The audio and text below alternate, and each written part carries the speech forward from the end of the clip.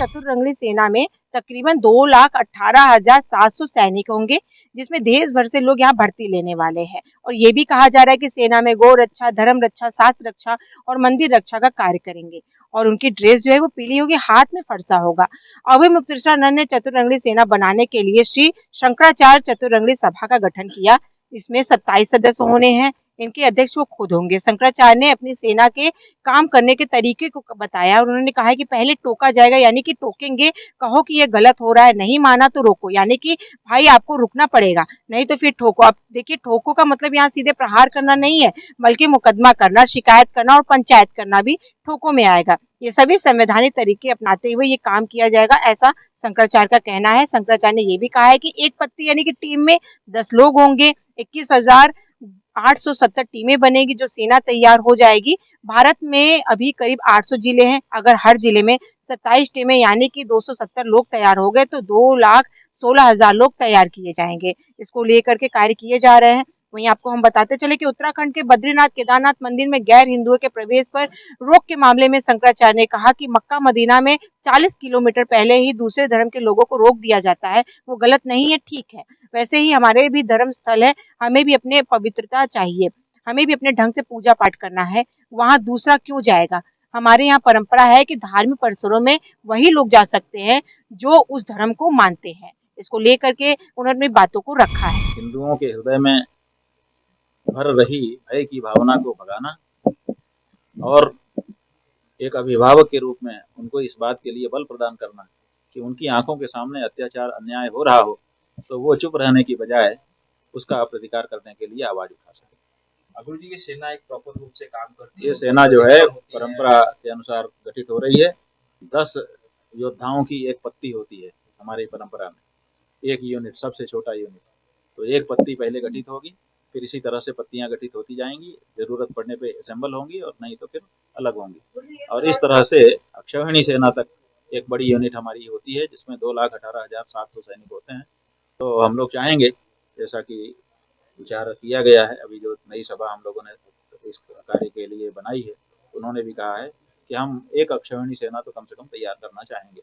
अघोर जी, कार्य पद्धति कैसे होगी, किन कामों का ये कार्य पद्धति ऐसी है कि सनातन धर्म के प्रतीकों की जहाँ पर भी अवमानना हो रही होगी, अवहेलना हो रही होगी, उनके ऊपर प्रहार हो रहा होगा, वहां जाकर के ये सेना खड़ी होगी और लोगों को भी बल देगी और स्वयं भी संघर्ष करेगी कि उन प्रतीकों की रक्षा हो। महाराज जी, इस सेना में जो भी लोग शामिल होंगे उनको किस प्रकार के अस्त्र शस्त्र का ज्ञान दिया जाएगा? ऐसा है कि उनको शास्त्र का पहले ज्ञान दिया जाएगा, हिंदू क्या है, उसके प्रतीक कौन कौन से हैं, रक्षा कैसे होती है, विनाश कैसे होता है, रक्षा करना क्यों जरूरी है, ये सब बात उनको समझाई बताई जाए।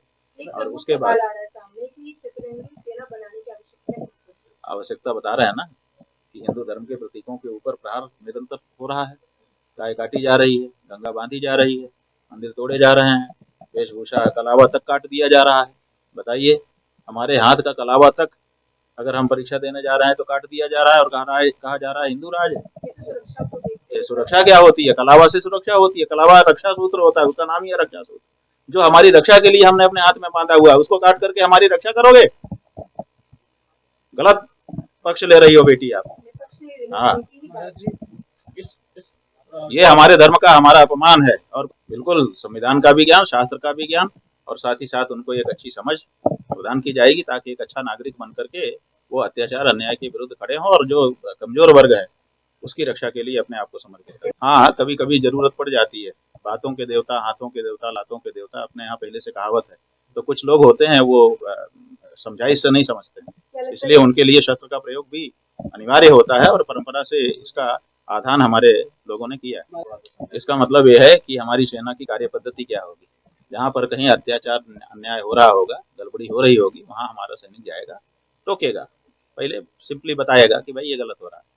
तो हो सकता है अगर वो भूल से कर रहा होगा तो सुधार लेगा कि अच्छा ठीक, अब सही कर लेते हैं। अगर वो नहीं मानेगा तो रोका जाएगा, और अगर रोकने से भी नहीं रुका तो फिर रोका जाएगा।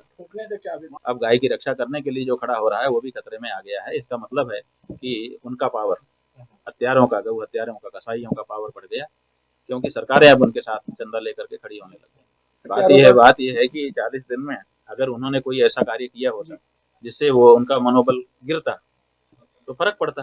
अब 40 दिन उन्होंने नहीं किया तो उन्होंने समझ लिया कि ये तो हमारे पक्ष में है, उनके तो द्वारा इसलिए अब उनका एक्सीलरेटर पर पैर चला गया है, ब्रेक पे नहीं गया। सीएम द्वारा ना प्रतिक्रिया देना ही लोगों का मन बढ़ा हाँ, रहा है। मन बढ़ा रहा है, मन बढ़ा रहा है। ऐसा है कि सरकार कलर क्या डालेगी, उसको भी संविधान से ही चलना है, नियम से ही चलना है, वो नोटिस देगी, हम लोग जवाब देंगे और जो हमारी मूलभूत बातें होंगी वो उस पर विचार होगा। ऐसी क्या बात है, क्या किसी हिंदू को अपने आत्मरक्षा करने का और अपने आत्मसम्मान की रक्षा करने का अधिकार है कि नहीं है?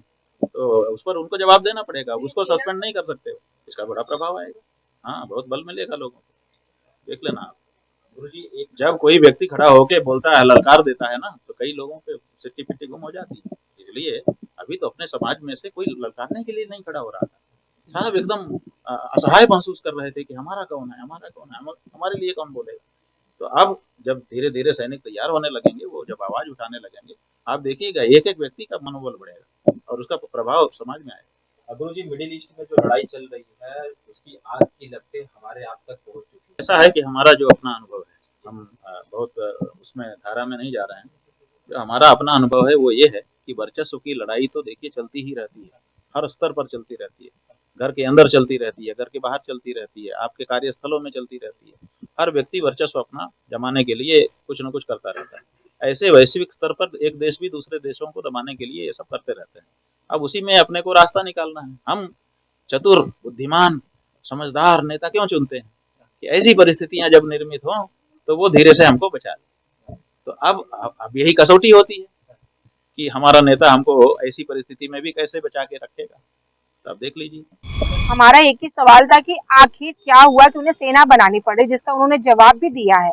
जवाब देते हुए उन्होंने बताया है कि गौ रक्षा और तमाम चीजों को लेकर के किया जा रहा है, क्योंकि गौ रक्षा होना बहुत ज्यादा जरूरी है। उनका ये भी आरोप है कि हर जगह पे गौ हत्याएं हो रही है और बहुत सारी चीजों को लेकर के आज उन्होंने हमसे बात किया है। तो आज की खबर में बस इतना ही। ऐसी खबरों को आप देखने के लिए जुड़े रहे हमारे चैनल रणबेरी न्यूज के साथ। मैं सुमलता, कैमरा पर्सन अमित के साथ। धन्यवाद।